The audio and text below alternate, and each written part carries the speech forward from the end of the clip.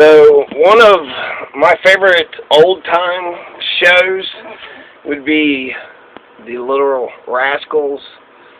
The Little Rascals, it's fascinating. It's like a time capsule, and it's just fun. I like the Little Rascals. Alfalfa was one of the stars of the Little Rascals. Alfalfa is going to die when he's 31 years of age. I didn't realize Alfalfa had a very tragic life story. So Alfalfa's, the star of the Little Rascals. He's the main guy, right? And Carl Switzer is Alfalfa's real name. Now, he's going to die over some bullshit. And the bullshit is he's looking for a dog. Then he gets the dog back, and it's a reward. So they offer the reward. The person says, here's the dog. Can I have the reward? And then they think about it. Then they start thinking, well, perhaps he didn't find it. It wasn't a good Samaritan that found the dog. Maybe he was the one that stole the dog and then just collected the reward money. And so then he goes and demands the money. And he goes to his house. He's in a drunken rage. And the guy that he demands money from shoots him, pulls out a gun and kills him. And so it looks like self-defense, and they're going to acquit the guy that killed Alfalfa, and he's going to live out his days. So essentially, Alfalfa was just one day, did some shit, got killed, and that was it. So here's all the details. Carl Switzer had agreed to train a hunting dog for Moses Samuel Stilts. Moses Samuel Stilts is going to be the guy that kills Carl Switzer, Alfalfa. The dog was lost after having run after a bear, so Carl Switzer offered a $35 reward for its return. So he's supposed to train a hunting dog for Moses, then the dog runs off, and now Carl Switzer is responsible for finding finding the dog and getting it back to Moses. A few days later, a man found the dog and brought it to the Studio City bar where Carl Switzer then worked. So, Carl Switzer, I'm just going to say Alfalfa, he paid the man $35 and bought him $15 worth of drinks. Several days later, Alfalfa and his friend Jack Piot, a 37-year-old unit still photographer, decided that Moses Stilts should repay Alfalfa the reward money for the dog. Shortly before 7 p.m. that evening, January 21st, 1959, which is just 4 years after James Dean had died in a car crash, which wasn't his fault, Alfalfa and his buddy Jack Piot went to Rita Corrigan's home in Mission Hills, where Moses Samuel Stilts was staying, to collect the $50, which would be worth about $400 today, that they felt that Stilts owed Alfalfa. So Moses Samuel Stilts, later testified to the coroner's jury that Alfalfa had banged on the front door saying, "Let me in or I'll kick in the door." Once inside, he and Alfalfa and Stilts began to argue. Alfalfa said, "I want that $50 you owe me now," and I mean now. When Moses Stilts refused to hand the money over, the men began to fight. Then Moses Switzer, allegedly struck. No, Switzer is Alfalfa. Then Alfalfa, so they're fighting. Alfalfa hits Moses Stilts with a glass-domed clock, which causes Moses Stilts to bleed from his left eye. Moses Stilts retreated to his bedroom, returned with a .38 caliber revolver. Then Alfalfa grabbed the gun, resulting in a shot being fired that struck the ceiling. And then Alfalfa forced Moses Stilts into a closet, although Moses Stilts had regained his revolver. Alfalfa allegedly pulled a knife and screamed, "I'm going to kill you!" Fearing Alfalfa was about to attack. Then Moses Stilts shot him in the groin. Alfalfa suffered massive internal bleeding and was pronounced dead on arrival at the hospital. So that's the official story, right? Dead men tell no tales. You got Alfalfa there. He's with his friend Jack Piot. I haven't heard Jack Piot's testimony. And there's going to be some controversy later on because there was a kid that was watching this whole thing, and the kid was going to say, no, it's not, it didn't happen exactly how they said it happened. So, from the official story, it sounds like Alfalfa's on some bullshit. He's in a drunken rage. He attacked Moses Stilts. He, breaks into his house, let me in or I'll kick in the door. He opens the door, I guess, and he's yelling at him, give me my money. He's like, I don't owe you the money. I found your dog. You give me the $50 fair and square. Then Alfalfa begins to fight, picks up a glass-domed clock, hits Moses Stilts in the head. He's bleeding from his left eye. Stilts retreats into his bedroom and gets a .38 caliber revolver. Here's the weird part. So Alfalfa grabs the gun, and it results in a shot being fired that struck the ceiling. And then Alfalfa, he grabs the gun, and while he's holding Moses Stilts, they say that he puts him into the closet, but somehow Moses Stilts had regained his revolver. So if Alfalfa had grabbed the gun, grabbed at it, grabbed a hold of it, took it out of the guy's hand, grabbed the gun, shot into the ceiling, and then Alfalfa puts Moses Stilts into a closet when Stilts still has his gun. So that seems like there's some either information there or there's some bullshit going on. So they grab the gun, puts it up there. You're going to put the guy in a closet, and then you're going to walk away knowing that he's got the gun? I feel like I would take the gun out of your hand before I put you in a closet. Right? And if I put you in a closet, I wouldn't let you keep the gun, and I wouldn't walk away from that. And he said that, Alfalfa had grabbed the gun, that's why there was a shot. Well, he grabbed my gun, and then it shot off, so I didn't do nothing. I did nothing wrong. Alfalfa grabbed the gun, and he put me in a closet. I still have my gun, and then he turns his back, and then I shoot him. No, hold on. Then Alfalfa pulls a knife and shouts, I'm going to kill you. So he puts him into a closet with his gun, and then he gets out a knife, and he turns had to turn around, turn his back, got a knife from somewhere. Maybe he pulled it out of his, pocket or something. Shouts, I'm going to kill you. And so, therefore, it's a life or death situation.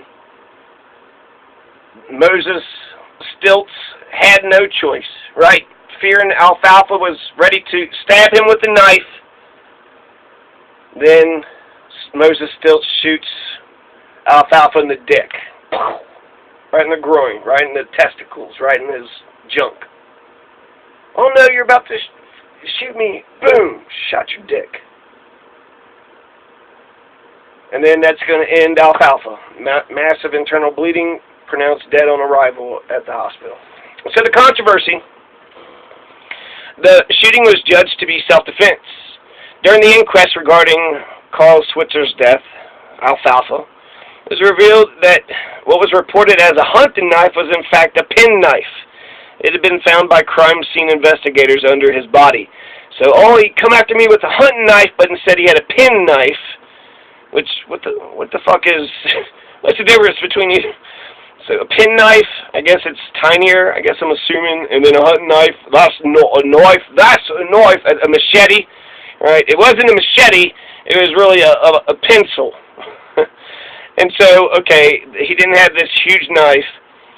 And the story sounds too clean, too buttoned up, right? So essentially Stilts did nothing wrong, right? He got attacked, he runs to the bathroom, gets a gun, and then they shoot the ceiling because of Alfalfa, and then he's shoved into a closet because of Alfalfa, and then Alfalfa pulls a knife on him, shouts clearly that he is going to murder him. He's got a knife, I'm going to murder you. So it seems like it's clear-cut case of self-defense, if that's to be believed. Or it sounds like a story they made up that is clear-cut self-defense. So it's either the truth or it's not. That's so far, that's where I'm at. So the shooting was judged to be self-defense. During the inquest, they found that penknife under his body. 42 years later, January 25th, 2001, 18 years ago, a third witness came forward and gave his version of what happened. You had Tom Corrigan. So remember, this is between Moses Stilts, Moses Samuel Stilts, and Carl Switzer, Alfalfa. But they go to Corrigan's house, Rita Corrigan. So, for whatever reason, Moses Samuel Stilts is staying with Rita Corrigan in Mission Hills. And Carl Switzer goes along with Jack Piot.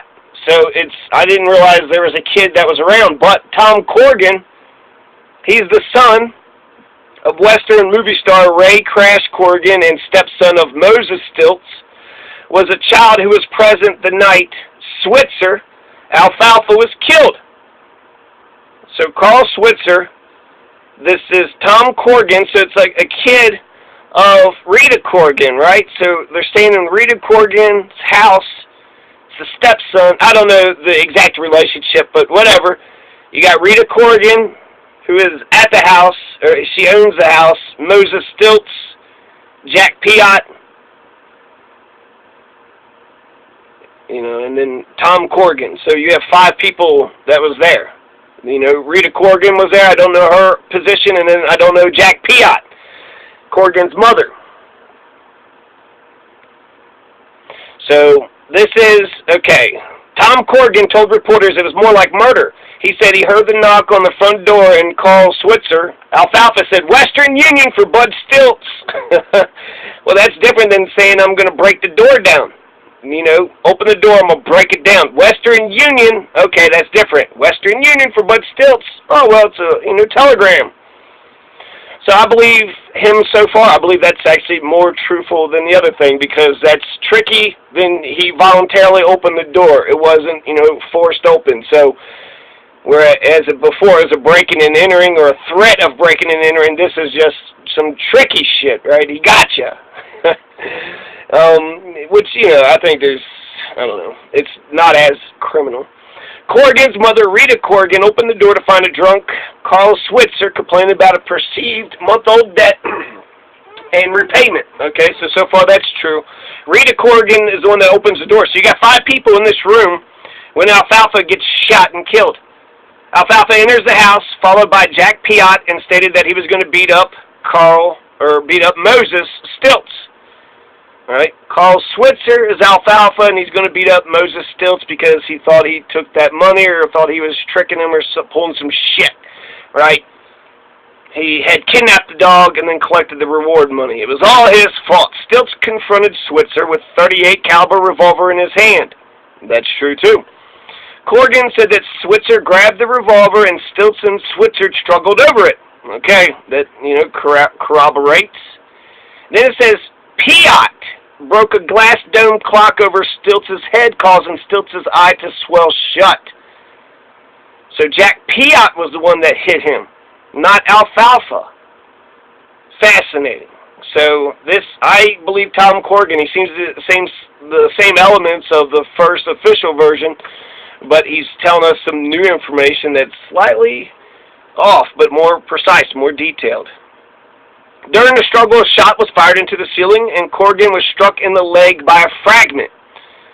Corrigan was struck in the leg. So he's saying that the kid, they shoot the ceiling, and then a piece of the ceiling, I guess, hits his leg, which, a fragment of the ceiling or a fragment of the bullet, it had to be the ceiling, so it's not a hard hit. Corrigan's 2 younger sisters ran to the neighbor's house to call for help. Well, now we got 2 more people, right? So there's 7 people total. Well, we shot Tommy, enough of this. He remembers Alfalfa saying just before Alfalfa and Jack Piot started to leave the house. Corrigan had just stepped out the front door when he heard, but did not witness a second shot behind him. He turned and saw Carl Switzer sliding down the wall with a surprised look on his face. Stilts had shot and killed him. Corrigan said he saw a closed penknife at Switzer's side, which he presumed fell out of his pocket or his hand. He then saw his stepfather shove Jack Piot against the kitchen counter and threatened to kill him too. As Jack Piot begged for his life, they heard emergency sirens.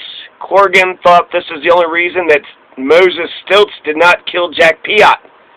Corrigan said his stepfather lied in his account of the event before the coroner's jury. Corrigan says a Los Angeles Police Department detective interviewed him and asked if he would testify before the judge. Corrigan agreed to, but he was never called before the court. He didn't have to kill him. Tom Corrigan said about Alfalfa. Moses Stilts is going to die in 1983 at the age of 62. So if the official version is to be believed, then, if you're going to go to somebody's house to demand money, you got to make sure you're not the one that's in the wrong on that. You can't go drunken, and that's that's gangster shit. But for $50, I mean, it's $400, but still, it's just, how do you know for sure? Did you do an investigation? Are you sure that he just was tricking you to get the reward money? I remember I had a friend, when I was growing up, who offered a reward to, for someone to find his dog, and that was his assumption. Whoever gave the dog back to him was the guilty culprit. But I feel like, what if there was a good Samaritan out there? What if a good Samaritan come across the dog, saw the notice for the reward, and, give them the thing? I think it's possible both ways are happening. So I would probably about 50-50 maybe. I don't know what the odds are, but I feel like both of them are, probable. And the second one is more possible. It's more probable. So, I believe, I guess maybe, I don't know, I could be naive. I believe in the goodness of people, but I feel like if you're guilty, why would you return it? It seems like you were guilty trying to collect this money, so it'd be, they could tell on your face, right? They could say, did you steal a dog? And you'd be like, and you'd have to come up with a really cool lie. And if you're not able to come up with a cool lie, then you're busted. So it seems like to me that if you did do something like that, that you wanted the dog itself, you weren't doing it for the reward money, and so it would only be a good Samaritan that would come forth. So I'll say 50-50, whatever. So Carl Switzer Alfalfa sounds like he's on some bullshit, right? He sounds like he's on some bullshit, and he's just demanding, I'm going to kick the door down, starts fighting him, he's roughing the guy up, and then he, wrestles, they shoot the gun in the ceiling, and then he's shoved into the closet, and then he chases him with a penknife, and then he shoots and kills him, and the Alfalfa's dead. That's the official version. Now, Tom Corrigan changes some of this stuff, right? He says that when Alfalfa knocked on the door, he didn't say he was going to kick the door down, but he said that Western Union for Bud Stilts. And so Moses Bud Stilts comes to the door, right? No, actually Rita Corrigan comes to the door. We also know that there's two sisters, so we know that there's three kids. There's Rita Corrigan, there's Jack Piot. None of these people are, what did they testify? So what are the, what's the truth of this thing? And then it says, even though Alfalfa didn't attack Moses Bud Stilts, Jack Piot did. He's the one that grabbed the clock. So why would they say that Alfalfa grabbed the clock? Because it was all Alfalfa. And so there's just so many lies. I feel like with the testimony of Tom Corrigan, you get a fuller picture of what actually happened. There is some truthiness to, what's-his-face, Stilts, Bud Stilts when he gets up there. But when it comes to Tom Corrigan, he's not, afraid that he's going to get in any trouble, so he's just saying it like it is. So Corrigan, he says that Switzer grabbed the revolver, and Stilts and Switzer struggled over it. Jack Piot's the one that grabs the clock, hits Moses Stilts over the head, causing his eye to swell shut. As shots fired into the ceiling, some of the ceiling or a fragment of the bullet hits Corrigan. I feel like if a fragment of the bullet, that's he's going to the hospital, right? So I'm thinking that's just ceiling crap. Corrigan's two younger sisters run to a neighbor's house to call for help. And then Alfalfa said, well, we shot Tommy. Enough of this. So we shot Tommy. So who's Tommy? We shot Tommy. Enough of this. It was Moses Samuel Stilts, Jack Piot, Carl Switzer, Tom Corrigan. Okay. So they're saying that a fragment of the bullet hits the kid in the leg. So that's amazing. Tom Corrigan actually got shot. We shot Tommy. Enough of this. So this is Alfalfa trying to stop the fight.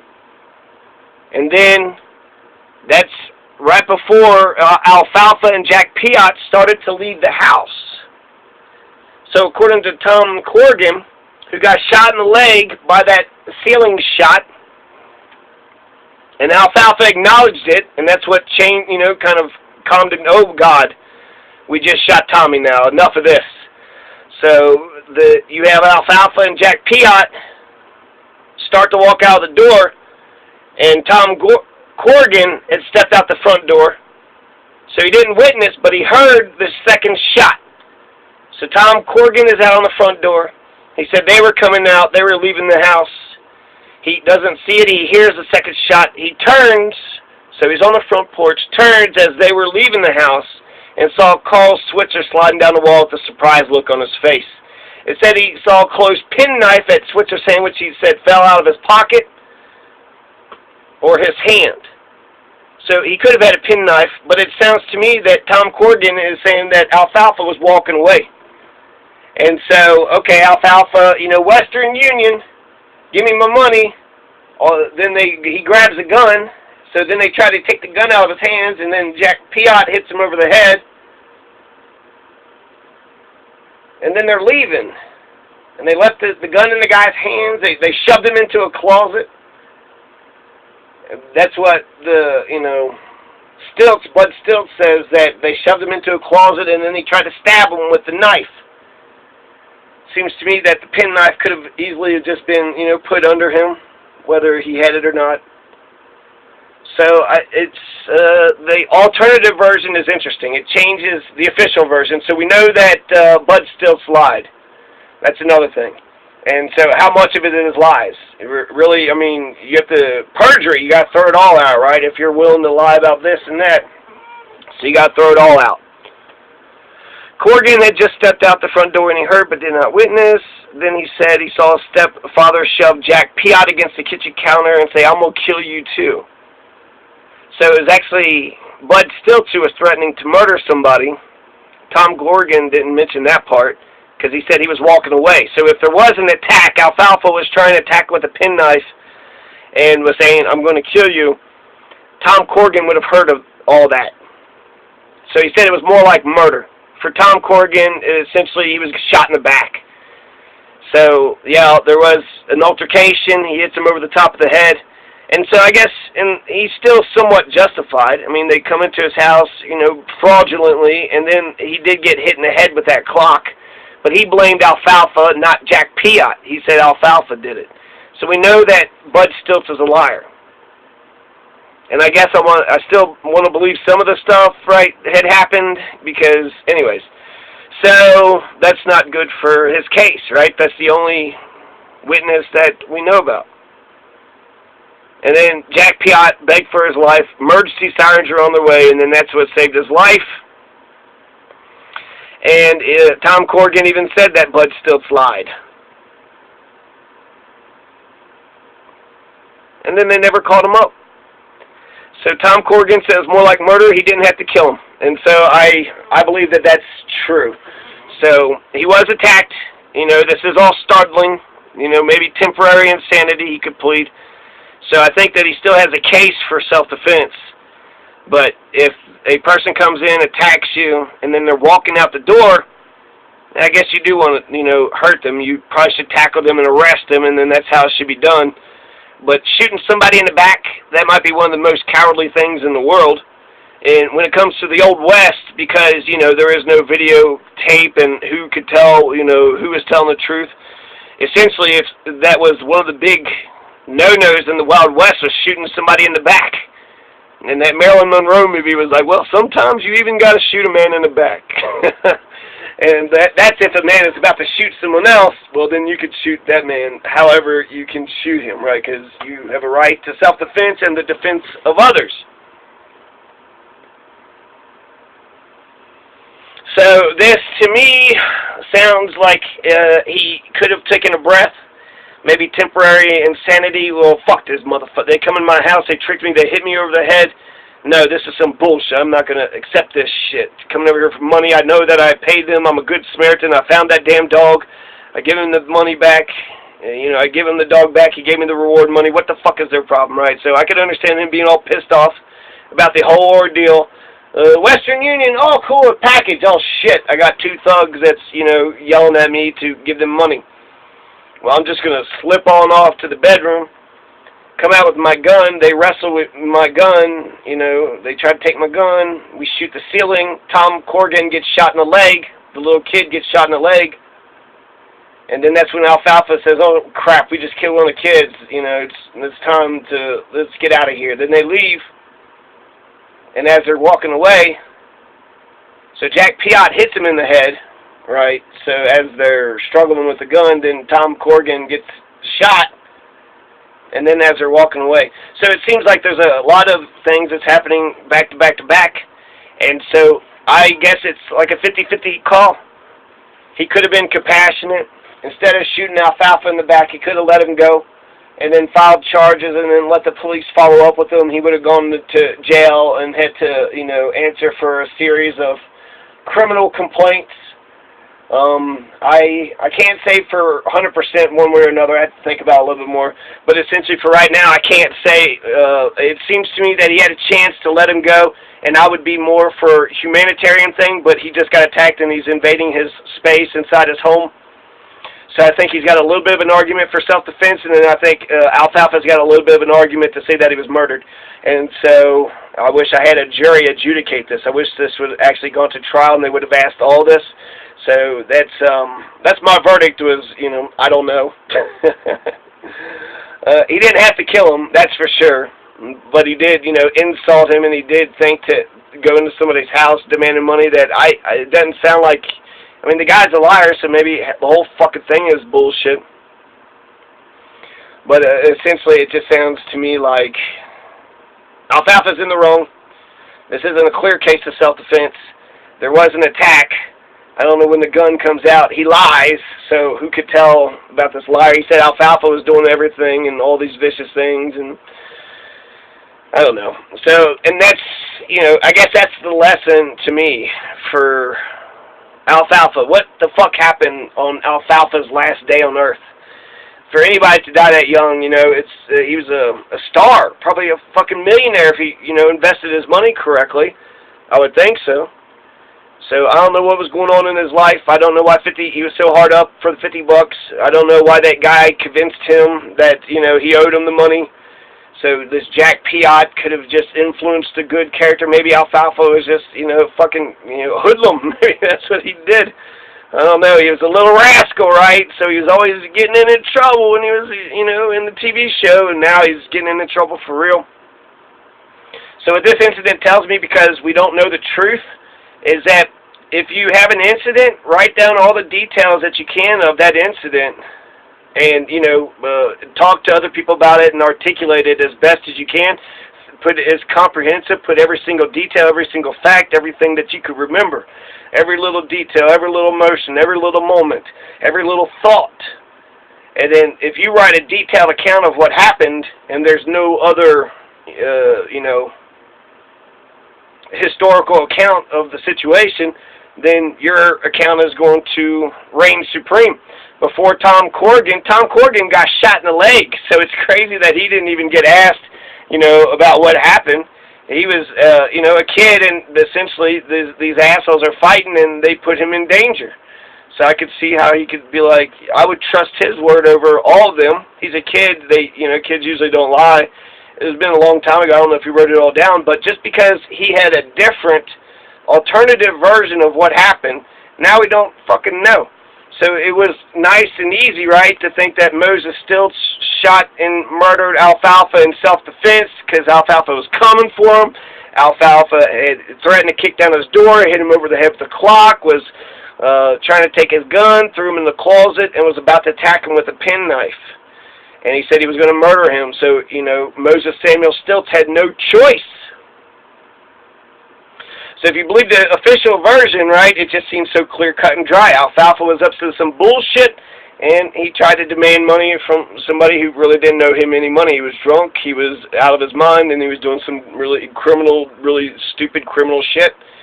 But then Tommy Corrigan comes out and said it was more like murder. He didn't have to kill him. You know, it sounds like he shoots him in the back. Okay, we're going to leave, and then he shoots him. Now, it said he looked like it was a surprised look on his face. And I'm not exactly for sure that it was leaving, but it sounds to me that's what they were doing. They were leaving. Tommy Corrigan was already on the front porch, turns around, sees Alfalfa's surprised face. So if you're looking at his face, I mean, either he was to his side, he couldn't have been looking, you know, at the guy. If Alfalfa was attacking Moses Stilts, then Moses Stilts would have shot Alfalfa in the face. But the way that Tommy Corrigan makes it sound like is that Alfalfa got shot in the side or straight up shot in the back. It said he was shot in the groin and then he dies of internal bleeding. So somehow he shoots his dick.